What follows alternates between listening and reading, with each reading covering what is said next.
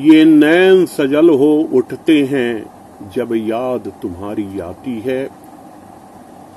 सहृदयता, संवाद परकता और तार्किकता से समकालीन हिंदी आलोचना में अलग से पहचान लिए जाने वाले सिद्ध आलोचक प्रोफेसर रेवती रमन भौतिक रूप में अब हमारे बीच नहीं रहे। 17 मई की सुबह पटना के इंदिरा गांधी आयुर्विज्ञान संस्थान में उन्होंने जीवन की अंतिम सांस ली। अपने निधन के पहले उन्होंने फोन किया था और उन्होंने अपनी भावी योजनाओं के बारे में सूचना दी थी।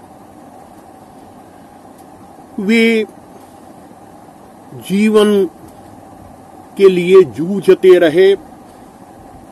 बीच में ऐसा लगा कि वे स्वस्थ होकर हमारे बीच आ जाएंगे, लेकिन इस वैश्विक महामारी ने हमारे इस रत्न को असमय ही हमसे छीन लिया।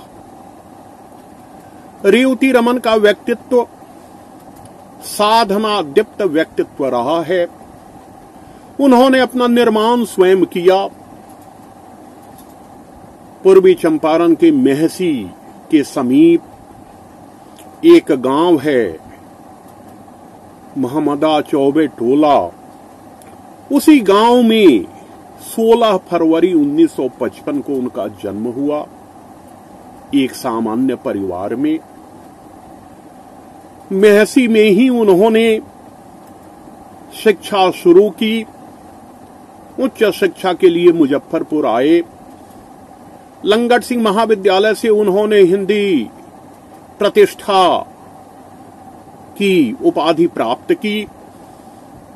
वे अपने बैच के टॉपर रहे।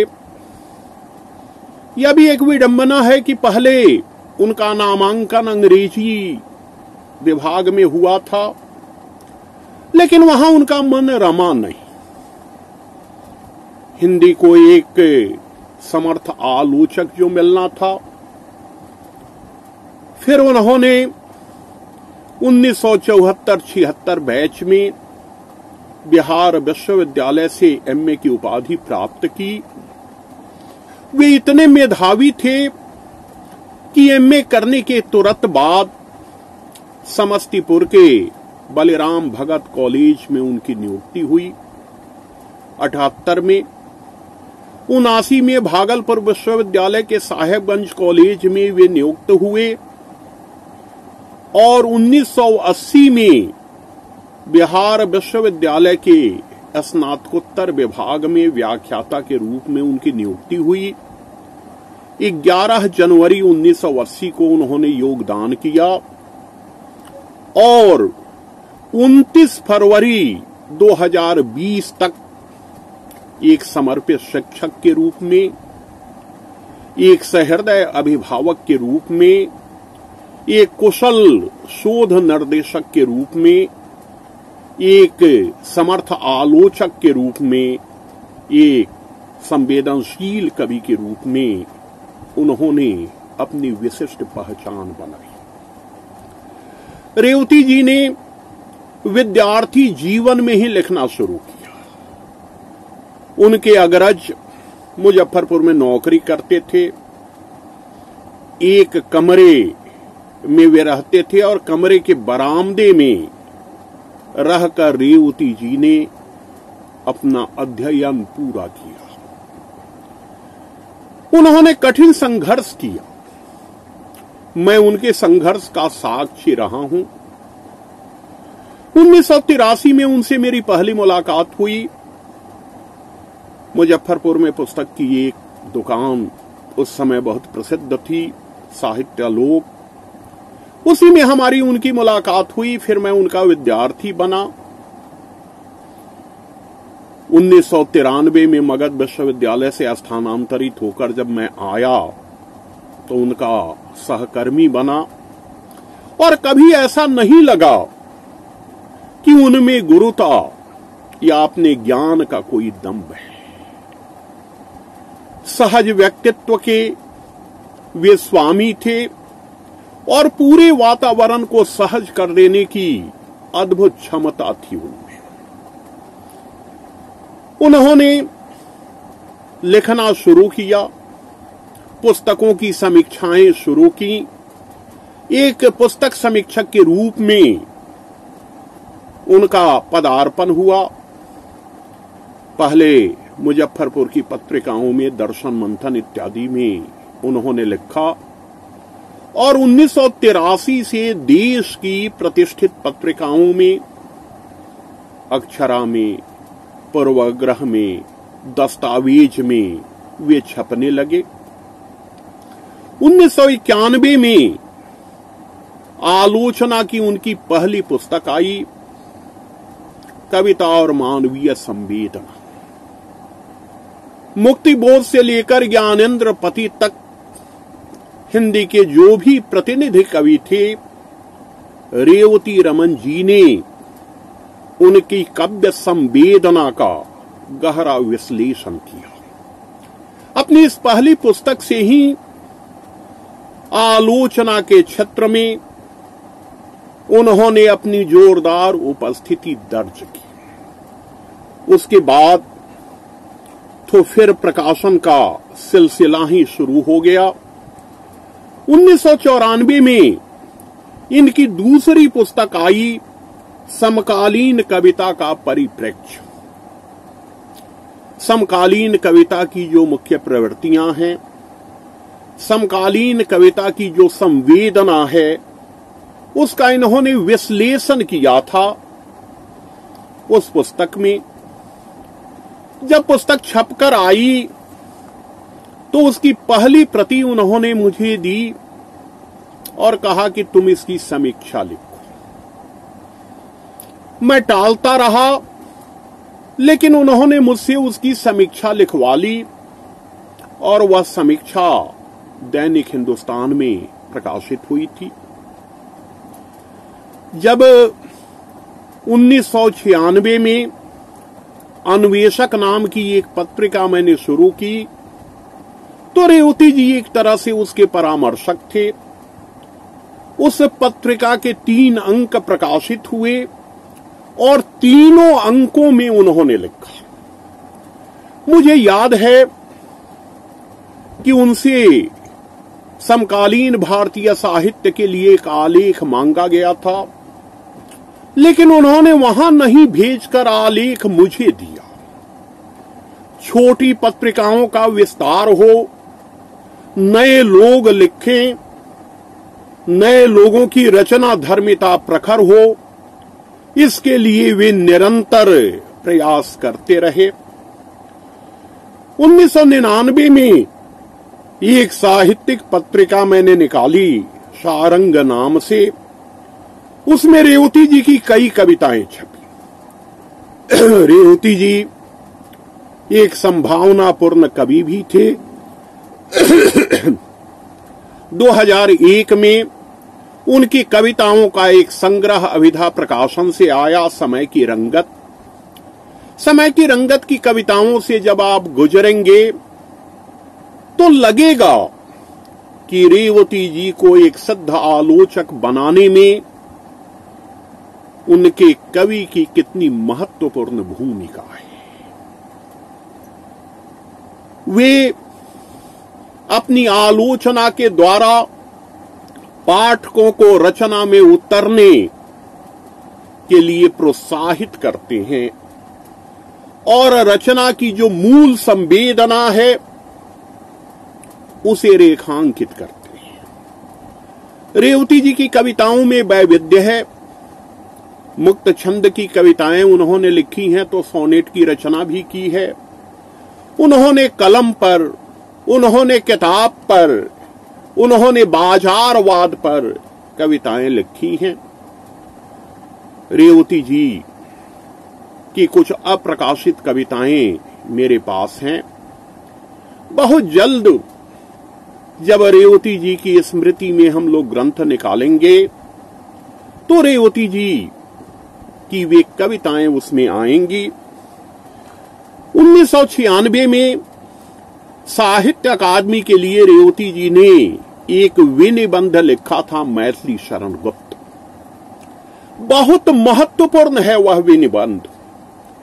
मैथिली शरण गुप्त की जो राष्ट्रीय चेतना है, मैथिली शरण गुप्त की जो भारतीय संस्कृति के प्रति गहन अनुराग है, मैथिली शरण गुप्त की जो व्यापकता है, जो उनकी विलक्षण काव्य दृष्टि है, यह पतली सी पुस्तक उस सब को पूरी सजगता के साथ उजागर करती है। साहित्य अकादमी के लिए ही उन्होंने त्रिलोचन पर दूसरा विनिबंध लिखा था। वह विनिबंध भी काफी प्रसिद्ध हुआ, काफी आलोचकों ने उसकी सराहना की। उनकी एक पुस्तक आई, काव्य विमर्श निराला। हमारे गुरु प्रोफेसर प्रमोद कुमार सिंह जी कक्षाओं में निराला का अध्यापन करते थे और इस क्रम में उन्होंने कई मौलिक उद्भावनाएं की थी।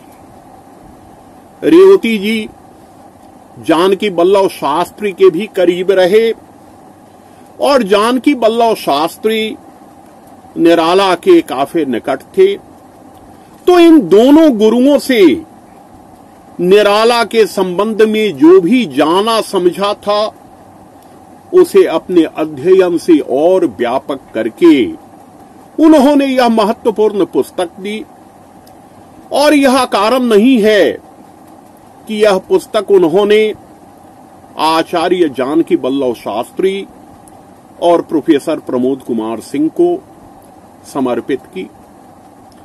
उनकी एक पतली सी पुस्तक है, लेकिन वह पुस्तक आज की काव्य यात्रा की दिशाओं की ओर संकेत करती है। पुस्तक का शीर्षक है महाकाव्य से मुक्ति। उन्होंने छात्रोपयोगी लेखन भी किया है।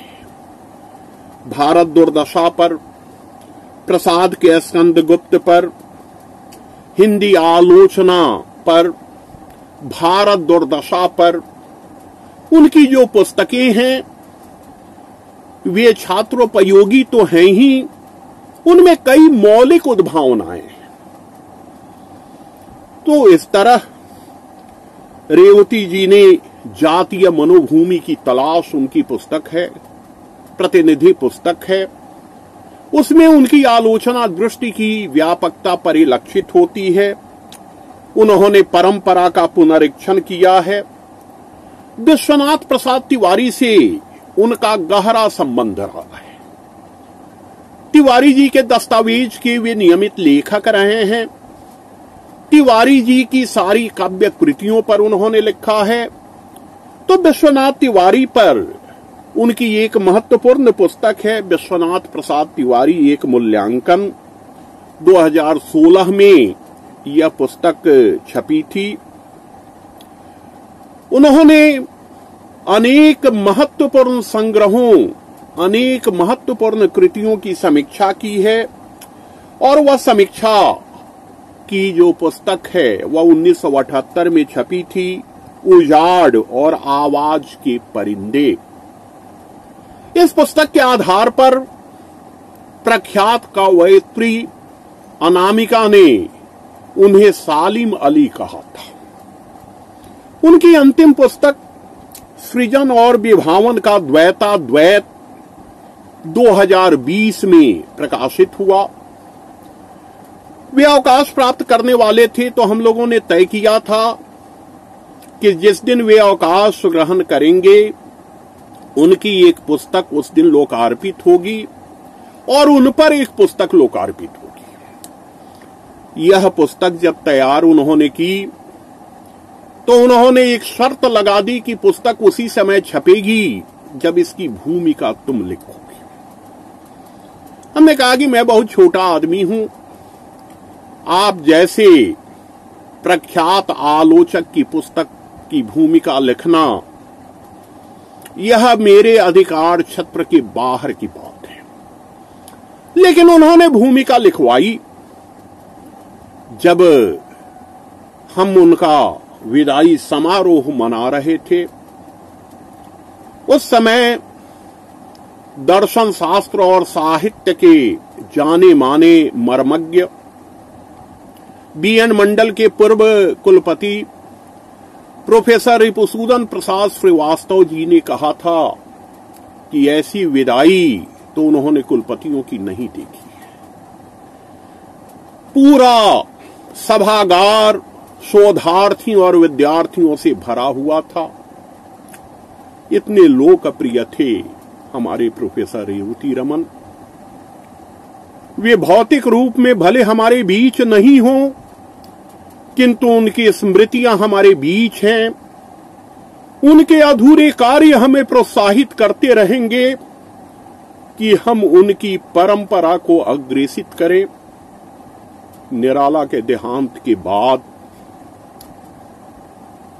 श्रद्धांजलि व्यक्त करते हुए शिवमंगल सिंह सुमन ने लिखा था कि तुम पास रहे तो सुनने को मन करता था, तुम चले गए तो गुनने को मन करता है। तुम पास रहे तो बिखरी बिखरी सांसें थीं, तुम चले गए तो चुनने को मन करता है।